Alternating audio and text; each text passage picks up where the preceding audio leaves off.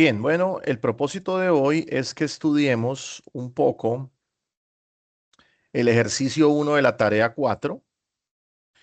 Eh, para los que estuvieron en el día martes en nuestra web conferencia de la tarea 4, dimos un panorama general de lo que hay que hacer en toda la actividad, pero el día de hoy es básicamente mirar el ejercicio uno, la parte teórica del ejercicio uno.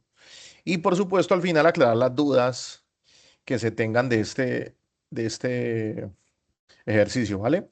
Entonces, eh,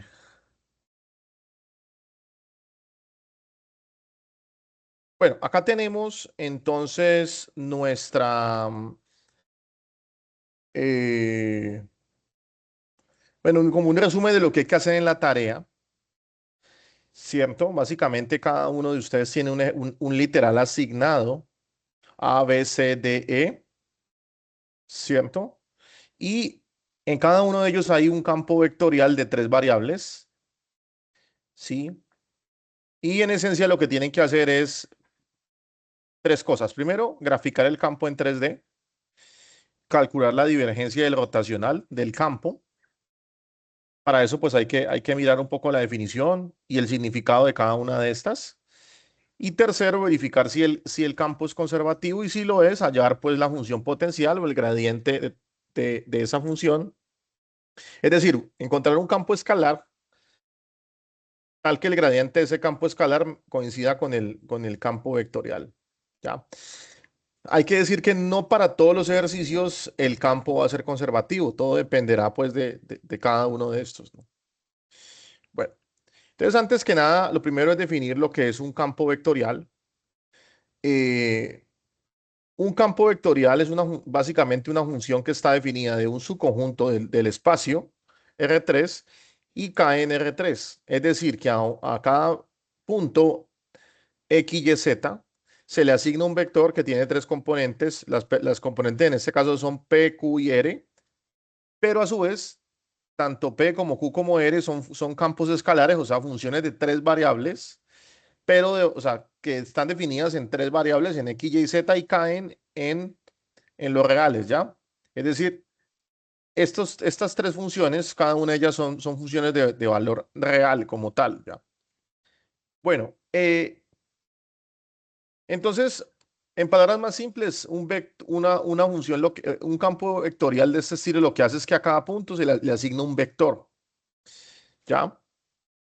Bueno, no hay ninguna restricción en general para lo que es un campo vectorial, pero digamos que en el contexto del curso vamos a suponer que las componentes del campo P, Q y R son funciones de clase C1. Las funciones de clase C1 son simplemente funciones que admiten derivadas parciales digamos, de derivadas parciales. O sea, por ejemplo, P admite derivadas respecto a X, respecto a Y, respecto a Z.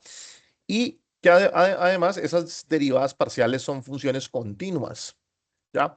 Eso es de que sean funciones de clase C1, ¿ya? Eh,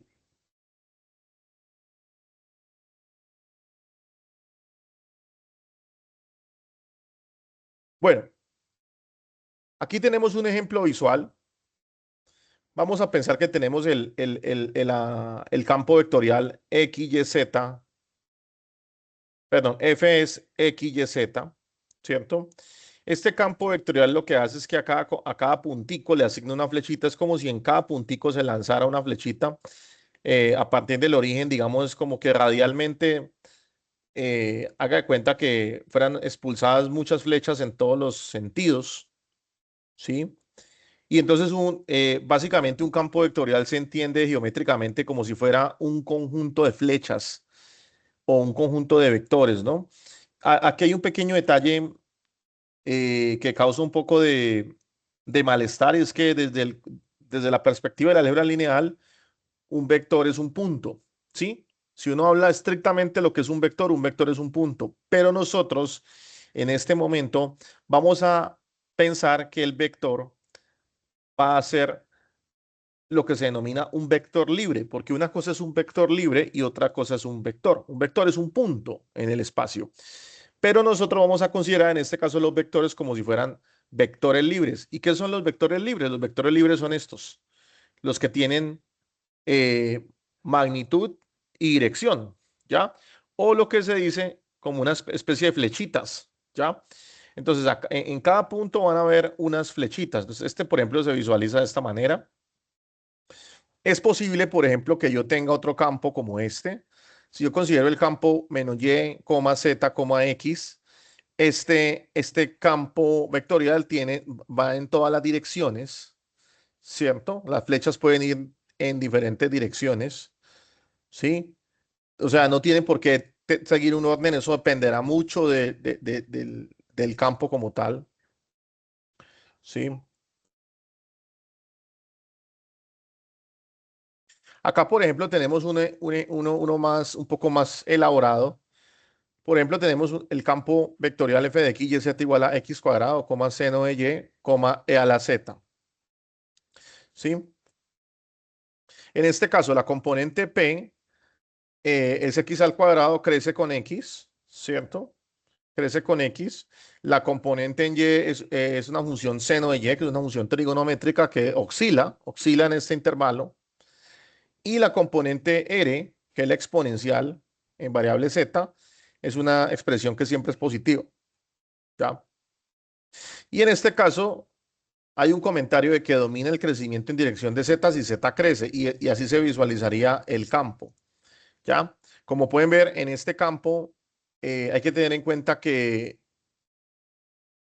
digamos que no toma todos los valores. Por ejemplo, x cuadrado siempre va a ser un número positivo, e a la z también va a ser un número positivo, así que las flechas no tienen por qué estar, o sea, van unas en un sentido y otras van en otro sentido, ya. Todo dependerá, pues, del... Acá hay, por ejemplo, un, un enlace donde usted puede visualizar un campo vectorial. Usted le va a dar unos valores. Yo por acá, por ejemplo, voy a tratar de mostrarles. Por ejemplo, pongamos acá algo de este estilo.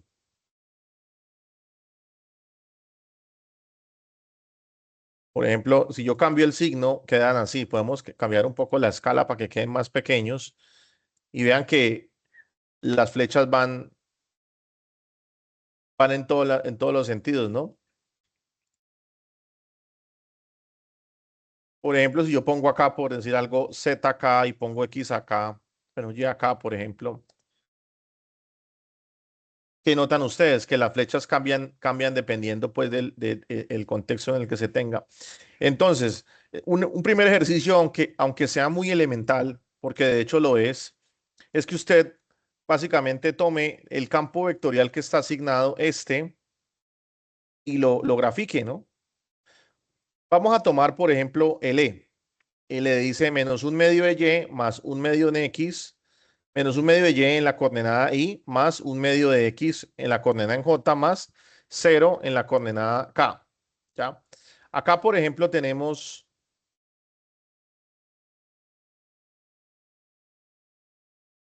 Es,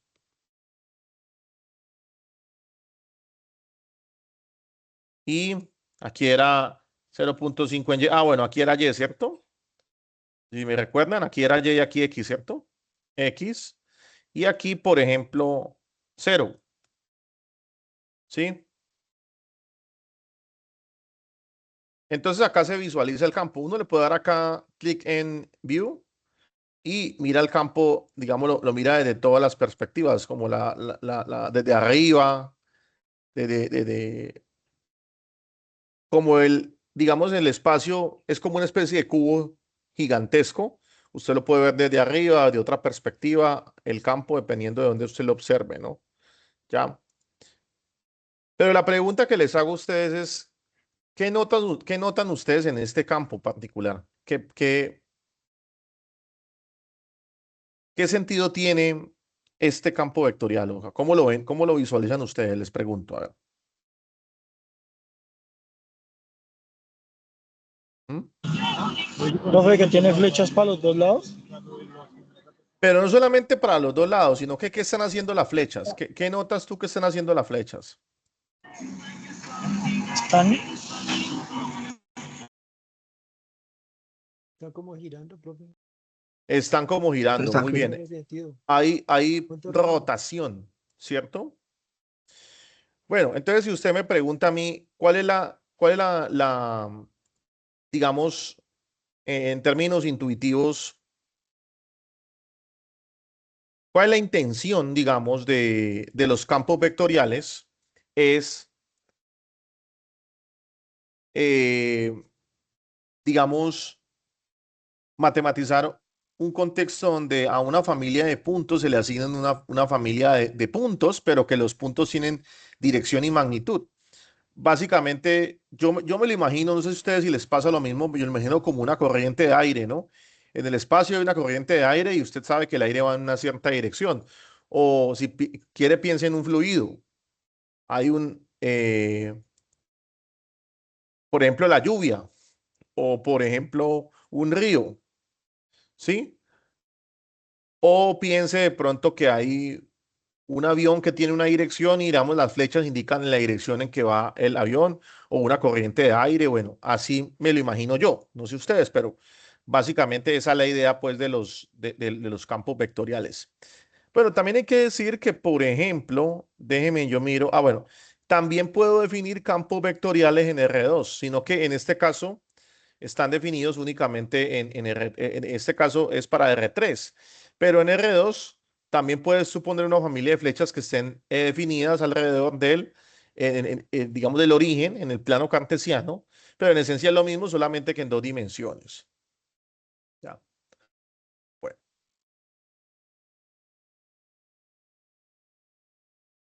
Bueno, eh, hay una definición del rotacional para un campo vectorial de R3 de tres variables. Hay un nuevo campo vectorial que se llama el rotacional. Y el rotacional se calcula mediante una expresión que es el gradiente de dicha expresión, ¿no? El gradiente de gradiente cruz F, ¿no? El operador Nabla, cruz F, que es básicamente este campo vectorial, que se calcula mediante las derivadas parciales. Yo quisiera aquí, permítame les muestro,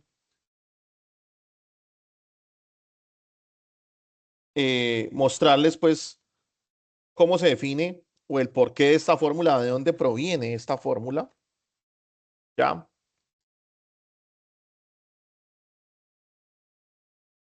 Mejor dicho, ¿por qué tiene este producto cruz? Este producto cruz es el producto cruz de vectores, ¿cierto? Pero básicamente lo que mide el rotacional es la circulación local del campo en R3, ¿sí? Entonces, el rotacional de un campo vectorial en 3D se interpreta como el vórtice o circulación en torno a un punto. En otras palabras, si un punto tiene rotacional no nulo, entonces el campo tiende a girar alrededor de ese punto, ¿ya? Entonces, déjenme, yo les doy acá el ejemplo.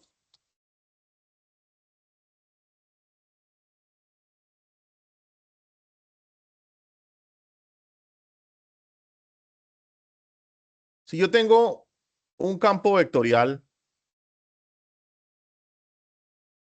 voy a ponerlo así. No le voy a llamar P y Q, voy a llamarle, convenientemente voy a llamarle F1, F2 y F3. Así es que se le ha llamado en las notas. Sí, así lo vamos a llamar. Entonces, el rotacional del campo, también se suele denotar como el operador Nabla cruz el campo. Y el operador Nabla cruz el campo se define de la siguiente forma, como el determinante de IJK, IJK de los vectores coordenados, ¿cierto? Del operador gradiente, que es el operador derivada respecto a X, derivada respecto a Y, y derivada respecto a Z. Y en la tercera fila vas a colocar las componentes del campo vectorial. Esa es una forma, digámoslo así, mnemotécnica de entender esa definición como tal. Esto en el fondo es notación, ¿no? Pero esto, ¿cómo se calcula? ¿Cómo se calcula el producto cruz? Hay que recordar un poco el producto cruz, cómo se calcula. El producto cruz está compuesto de tres componentes y cada una de ellas consta de un determinante. Vamos a copiarlas todas. La segunda componente es un determinante negativo y la tercera componente es un determinante simplemente, ¿cierto? Vamos a ver, entonces, por ejemplo, la primera componente del rotacional, ¿cómo se calcula? ¿Alguien recuerda cómo calcular un producto cruz? ¿Sí recuerdan o no? ¿Cómo se hacía? La primera componente uno lo que hace es que separaba aquí en I, tachaba esto aquí y tomaba el determinante de estos que están acá, el determinante de este que está acá. Eso es lo que uno hace, ¿no? Básicamente es eso lo que se hace. Permítame, yo coloco ese determinante acá, voy a ponerlo en azul, acá va derivada respecto a Y, acá derivada respecto a Z, F2, F3, y seguimos con la otra componente que es parándonos acá, tachamos horizontal y vertical y nos queda entonces el determinante de estos dos que nos quedan, ¿no? ¿Cierto? De derivada respecto a X, derivada respecto a Z, F1 y F3 es el que vamos a poner en la segunda componente, ¿no? Entonces acá iría derivada respecto a X, acá derivada respecto a Z, acá F1 y F3, ¿listo? Y finalmente nos paramos acá y nos va a quedar simplemente este determinante que está acá. Eso ustedes lo pueden recordar del álgebra lineal. Recuerden que el producto cruz es una operación exclusiva de R3. Aquí tenemos F1 y F2. ¿Listo? Ahora bien, ¿esto cómo se calcula? Bueno, básicamente el determinante es multiplicar en cruz, pero en este caso, como no estás multiplicando, sino que es un operador, vas a colocarlo así, como derivada de F3 respecto de Y menos derivada de F2 respecto de Z. Porque lo que lo que usted hace es multiplicar en cruz, o sea, a operarlo en cruz y restar, ¿no? ¿Listo? La segunda componente, negativo, ¿no? Acá será de derivada de F3 respecto de X menos derivada de F1 respecto de Z. Y finalmente va derivada de F2 respecto de X menos derivada de F1 respecto de Y. Y así pues hemos definido nuestro producto cruz, o sea, nuestro rotacional. Recuerden que ese es el rotacional gradiente cruz, el campo. Si usted mira acá, por ejemplo, en la definición que está acá, verifiquemos que todo esté bien y que está exactamente lo mismo que yo hice acá, ¿cierto?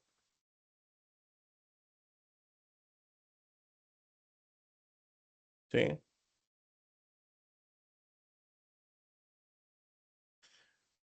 Bueno, como pueden ver es lo mismo. A ver, este, por ejemplo, este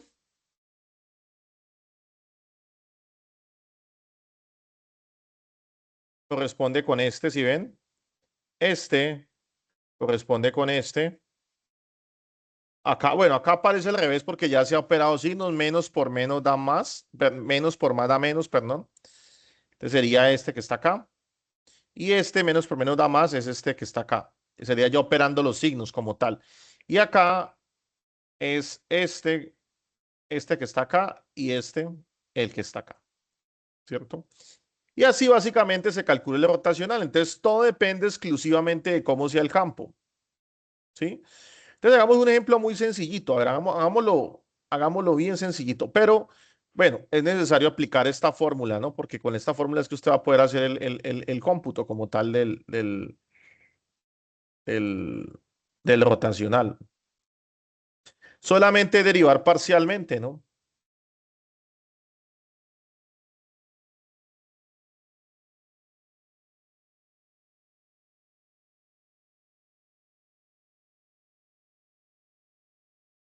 Entonces, por ejemplo, voy a, voy a tomar uno al azar. Por ejemplo, yo digamos que mi campo vectorial fuera este. Fuera campo vectorial, digamos, constante acá que sea, por ejemplo, X más Y, y aquí que sea, por ejemplo, seno de Z.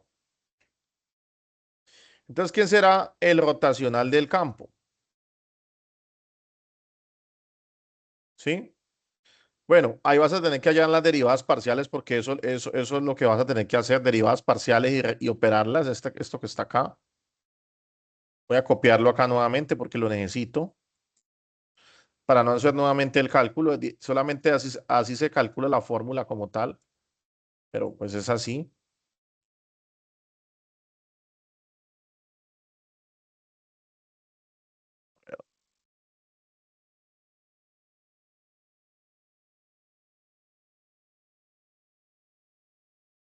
Esta es la fórmula, ¿no? La que tenemos del rotacional. Entonces, vamos a ver.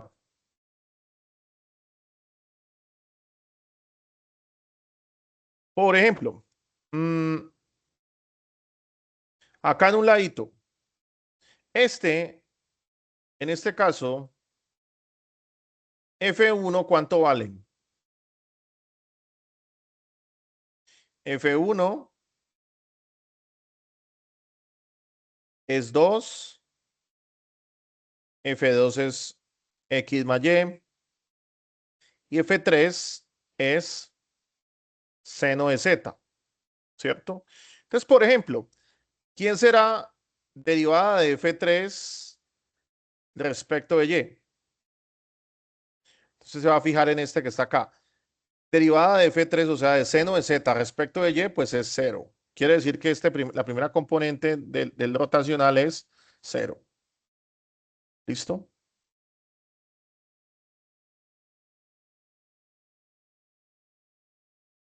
Acá.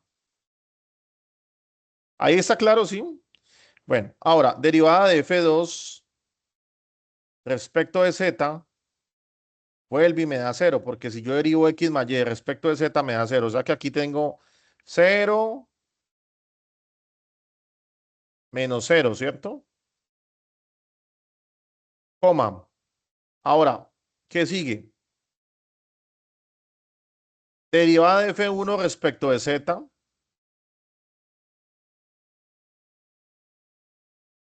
derivada de 2 respecto a Z es cero. Listo, vuelve y me da cero. Vuelve y me da cero. Menos. Ahora, derivada de F3 respecto de X, como es seno de Z respecto de X, me da cero. Vuelve y me da cero. ¿Listo? Y ahora, derivada de F2 respecto de X, ¿cuánto es? F2 es X más Y. Quiere decir que me va a dar derivada respecto a X es uno y la derivada de Y respecto de X es cero. Me da uno. De igual manera, la derivada de F de F1 respecto de Y me da simplemente, me da cero. Quedaría uno menos cero. ¿Ya? Por lo tanto, el rotacional del campo me da constante, me da el vector 0,01. Ese sería el rotacional del campo. Geométricamente, ese rotacional se puede visualizar así, como poner acá 0, 0 y 1. Un ejercicio es que usted debe hacer es haga su campo, calcule el rotacional y grafíquelo y mírelo cómo es. Aunque el ejercicio no lo pida, no pida que usted grafique el rotacional, hágalo para que lo pueda visualizar. ¿Listo? Bueno, ese es el rotacional del campo. Profe, disculpe una pregunta. Ajá, adelante. ¿Usted no está utilizando GeoGebra ahí? ¿Cuál es que está utilizando ahí? Es GeoGebra, sino que es un applet. A ver, los pongo en contexto. Vale, gracias. Vean que este es GeoGebra, sino que, a ver, una cosa es GeoGebra clásico y otra es GeoGebra, digamos, los applets de GeoGebra. Nosotros en este curso vamos a ser unos usuarios de GeoGebra, pero a nosotros no nos interesa programar como tal, sino que usamos GeoGebra únicamente como una herramienta para visualizar. Hay algunos programitas ya hechos, usted puede googlear. Por ejemplo, yo lo que hice fue googlear campos vectoriales en 3 dimensiones y me aparece este applet. Y acá simplemente tú le das las componentes del campo y te deja visualizar, digamos, las flechitas, ¿ya? ¿Sí?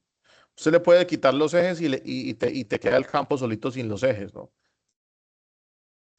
En este caso, ¿qué está mostrando el campo? Que el rotacional son puras flechas que van hacia arriba, ¿no? Todas van hacia arriba.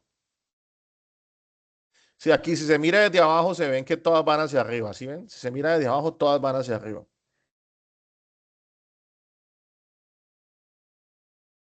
¿Ya? Bueno, volviendo acá, Gracias. ¿ok? Seguimos. Acá hay otro ejemplito que lo pueden ustedes ver. Por ejemplo, si yo tomo este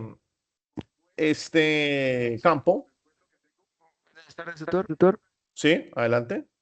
¿Nos podría ¿Nos podría compartir compartir después de la después de clase la el link clase el link de de GeoGebra? GeoGebra?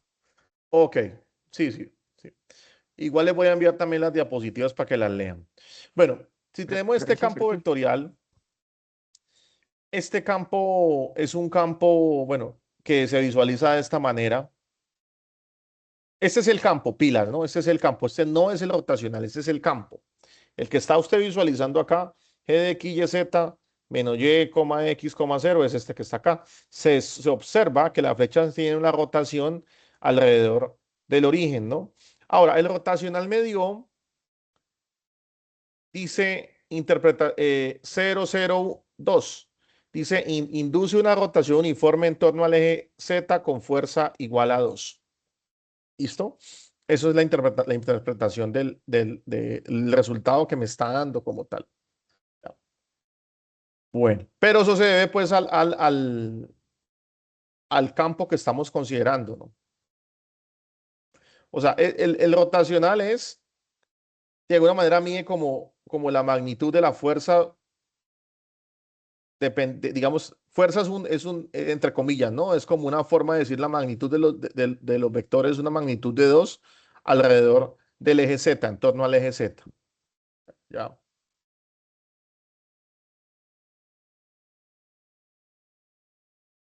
Bueno, rotacional, bueno, de nuevo, ¿qué mide? La tendencia a rotar o circular de un campo alrededor de un punto.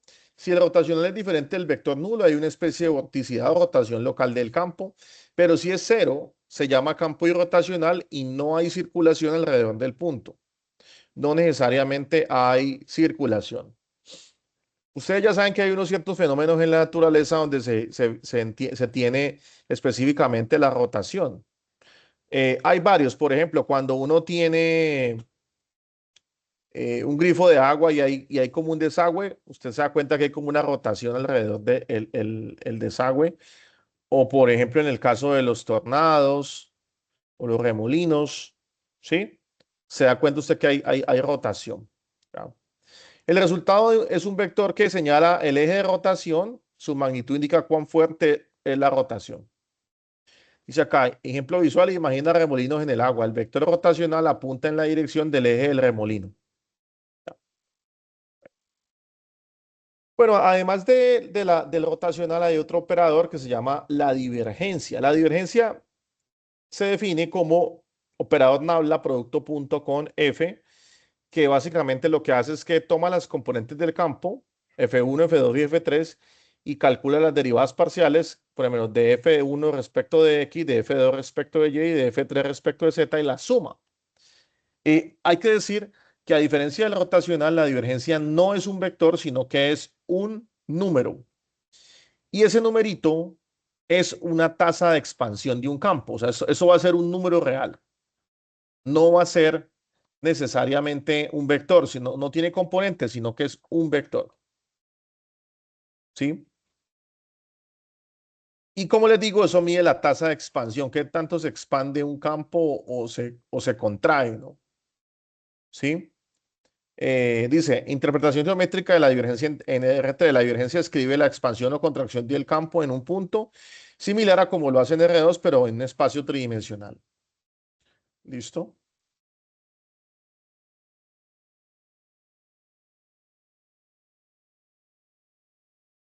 Acá, por ejemplo, para el campo constante f de x, y, z igual a x, y, z, si usted calcula perdón, la divergencia es derivar cada componente. La primera respecto de x es 1, la segunda respecto de y es 1, la tercera respecto de z es 1.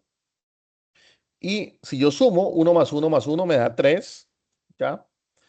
Y en cada punto hay una fuerza de expansión constante de 3, ¿no? 3 unidades de flujo por volumen, ¿no?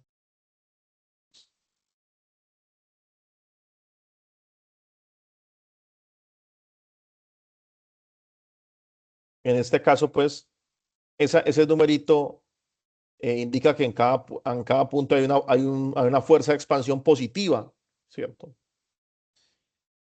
Bueno, de todas formas, como ese número es una tasa neta, ¿cierto? Realmente la forma más, digamos, concisa de decirlo es una tasa neta de salida de un campo vectorial en un punto. Es decir, cuánto flujo sale o entra de un punto. Entonces, esa tasa puede ser positiva o negativa o cero, ¿cierto? Entonces, por ejemplo, si la divergencia es positiva, el punto es como una fuente. Es decir, el campo sale de ahí. Da cuenta que es como una bomba que explota y sale para todos lados, ¿cierto? Pero si la divergencia es negativa, el punto no es un lugar de donde sale, sino de donde entra el campo, donde cae todo, ¿cierto? Donde cae todo. Y si la divergencia es cero, porque también puede pasar, no hay ganancia ni pérdida neta de flujo y el campo será entonces incomprensible en ese punto. O sea, que ni en el punto dado ni sale ni entra.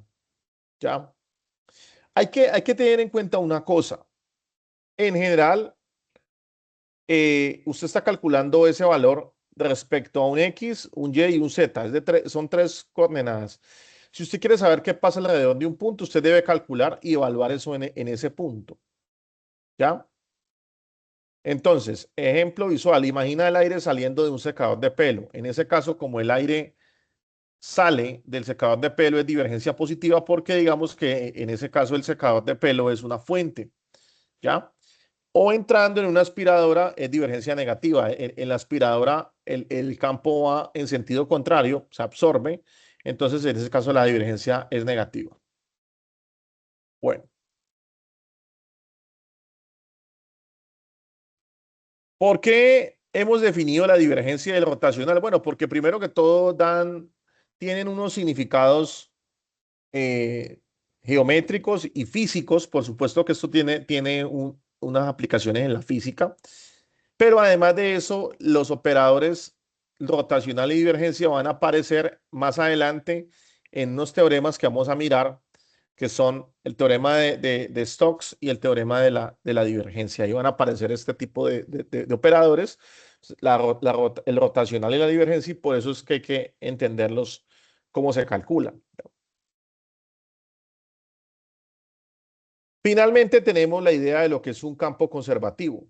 Entonces, un campo se dice conservativo si yo puedo encontrar, digamos, si existe un campo escalar phi tal que yo puedo de alguna manera expresar el campo como el gradiente de ese phi. O sea, existe un campo escalar es una función de tres variables que caen los reales, ¿cierto?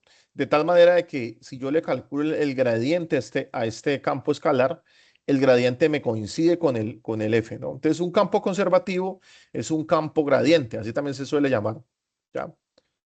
Eh, y en este caso, pues las componentes del campo serán estas, entonces, ¿ya?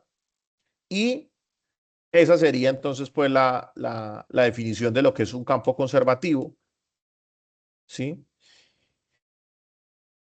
Y bueno, una naturaleza de los campos conservativos es que son campos irrotacionales, o sea, y sin circulación, ¿no? Hay una condición matemática para que un campo sea conservativo y es que, o una condición, digamos, que se debe cumplir, necesaria y suficiente, y es que un campo suele ser conservativo, o sea, existe existe un gradiente, o sea, pero una función, un campo escalar que su gradiente coincide con F, siempre y cuando el campo eh, no presente circulación. O sea, que el rotacional sea el vector nulo, ¿sí? Si se cumple esta condición, yo voy a poder encontrar ese campo escalar phi, de tal forma de que su gradiente es específicamente pues lo que se está pidiendo. Bueno, aquí sí sería bueno mirar un ejercicio de esto.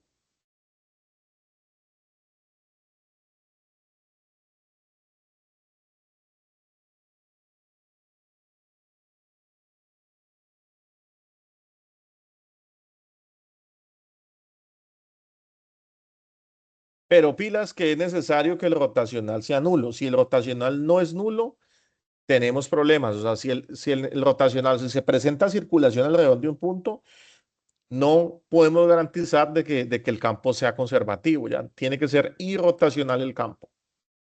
¿Ya? Por ejemplo, este campo que hicimos acá es irrotacional, ¿no? Aquí sí hay rotación. Aquí no podemos garantizar que tengamos, digamos, un campo gradiente. No sé si hay preguntas hasta el momento. ¿Alguna pregunta o no?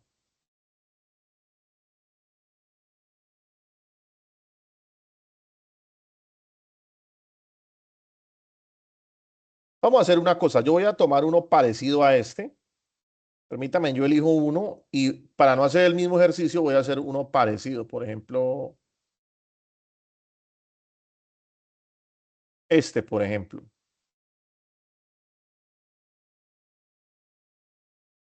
Este es el ejercicio, pero yo le voy a hacer unos cambios. El cambio que voy a hacer es que aquí en vez de poner el 4 puedo poner el 2. Por ejemplo, pongamos este 2 aquí.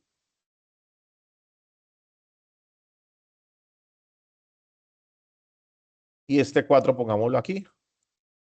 Pues solo por dar un ejemplo diferente para que no que es parecido, más no igual, ¿no? Porque pues esa es la tarea que tienen que hacer ustedes. Digamos que este es el campo. Bueno, hay que entender una cosa, ¿no? Este campo en realidad yo lo puedo reescribir como 2 en X, 4 en Y y Z en Z. En este caso, este que está acá se llama F1, este es F2 y este es F3. ¿Listo? Bueno, vamos a ver. ¿Cuál es el rotacional de este campo? Pregunta.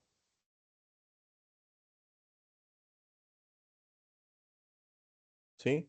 Habría que usar nuestra formulita, esta que está acá.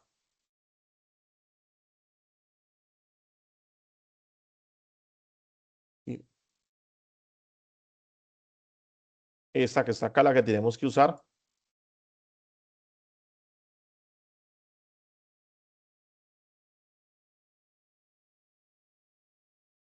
Vamos a ver. Entonces,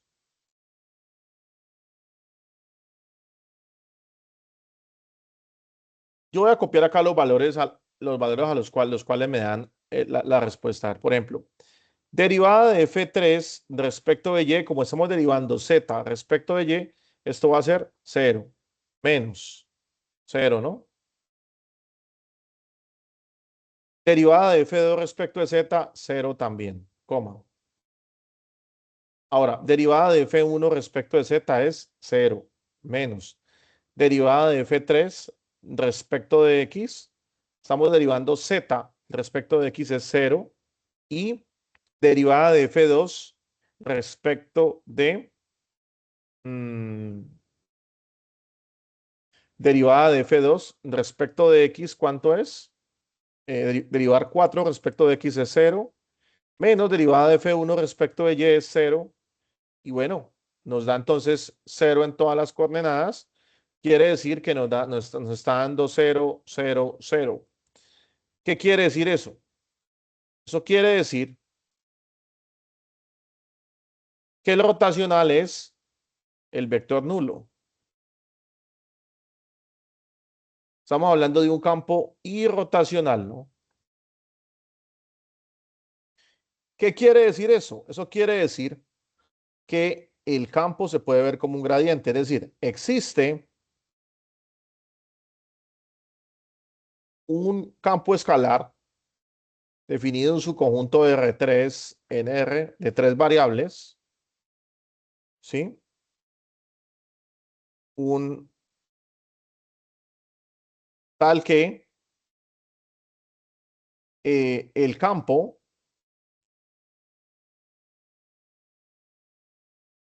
coincide con el gradiente de ese campo escalar.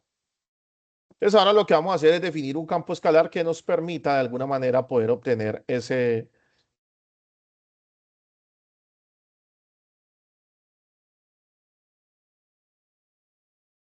¿Listo? Ahora, pero tengamos en cuenta lo siguiente, ¿no? Tengamos en cuenta, voy a copiarlo acá.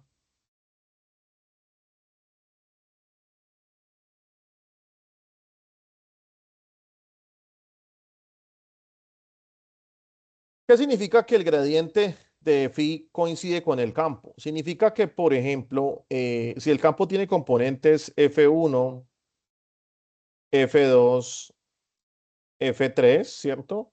Eso debe coincidir exactamente con quién? Con la derivada parcial de phi respecto de x. El segundo debe coincidir con la derivada parcial de phi respecto de y. Y el tercero con la derivada parcial de phi respecto de z. ¿Cierto? En otras palabras, eso lo que quiere decir simplemente es que la coordenada 1 del campo es simplemente la derivada parcial de un phi, perdón, este es un phi, ¿no? De phi respecto de x,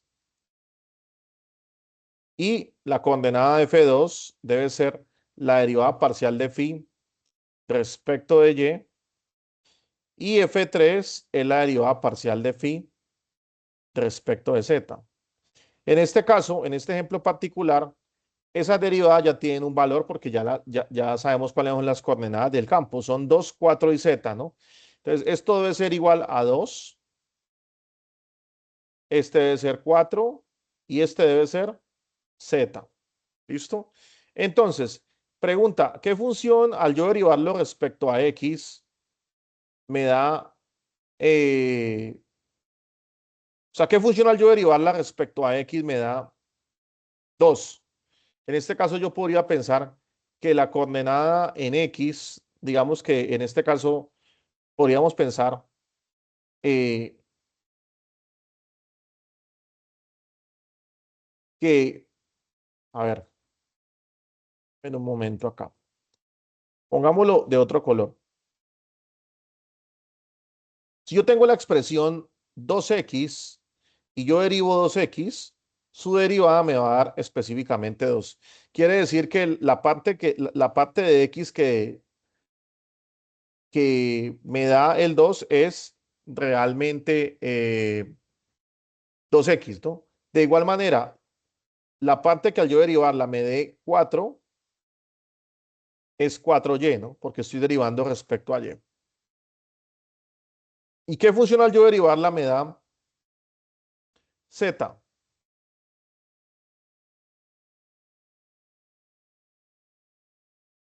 ¿Cuál será? Uno. No, Esa Esa misma misma Z. Z. no. Una función que al yo derivarla me dé z. ¿Cuál es? Z al cuadrado sobre 2. Si yo derivo z al cuadrado sobre 2, me da. Quiere decir que, por ejemplo, el campo yo lo puedo expresar de esta forma. Por ejemplo, f de i, phi de x y z igual a 12x más 4y más z cuadrado, z al cuadrado acá sobre 2 y le puedo poner una constante si quiero, ¿no? En realidad, eso se puede obtener mediante integración. La integral de 2 es 2x, la integral de 4 es 4y y bueno, la integral definida, la antiderivada, de hecho, ¿no? La antiderivada de 2 es 2x, la antiderivada de 4 es 4y y la antiderivada de z es z cuadrado sobre 2. Ustedes que vieron cálculo integral, tiene que ser claro. Y lo que se hace es que se suman las componentes. Esa sería una forma de yo encontrar un gradiente mediante integración de cada término y sumando todos los términos. Y ese sería pues un campo escalar que al yo hacer las derivadas me origina pues entonces el campo vectorial. ¿Ya? Y así es como se obtendría. Eso es lo que ustedes tendrían que hacer en lo último que pide el ejercicio en la tarea. ¿Ya?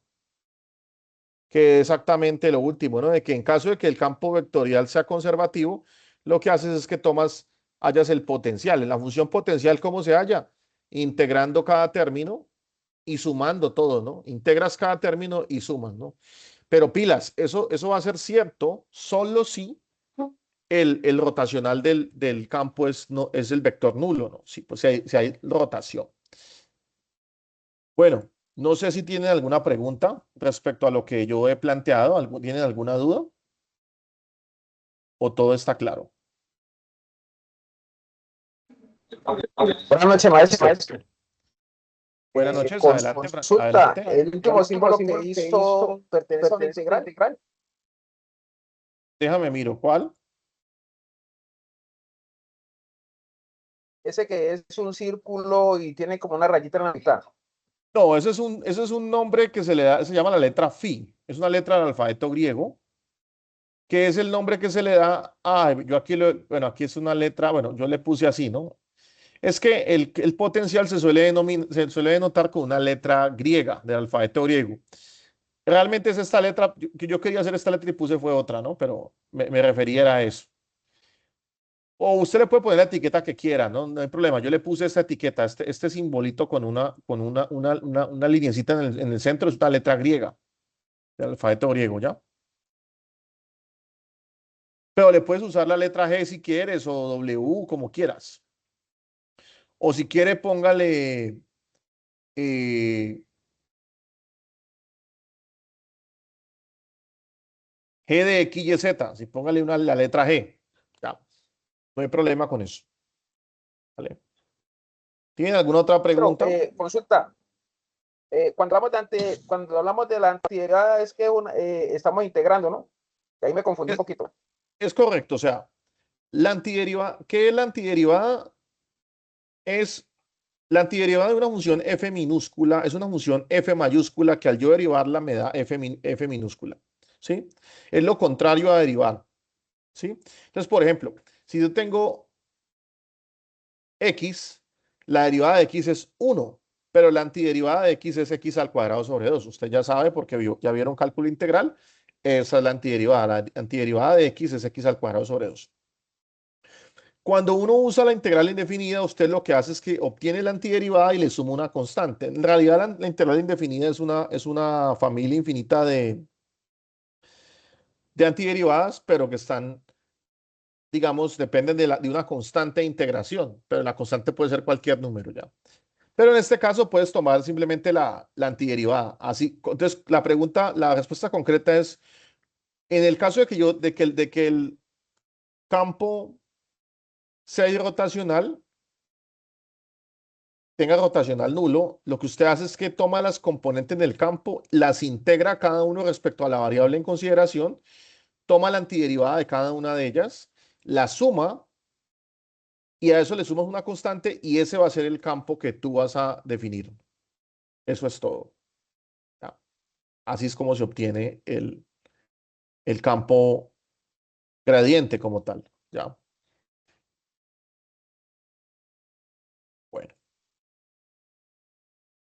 Bueno, permítame, yo detengo la grabación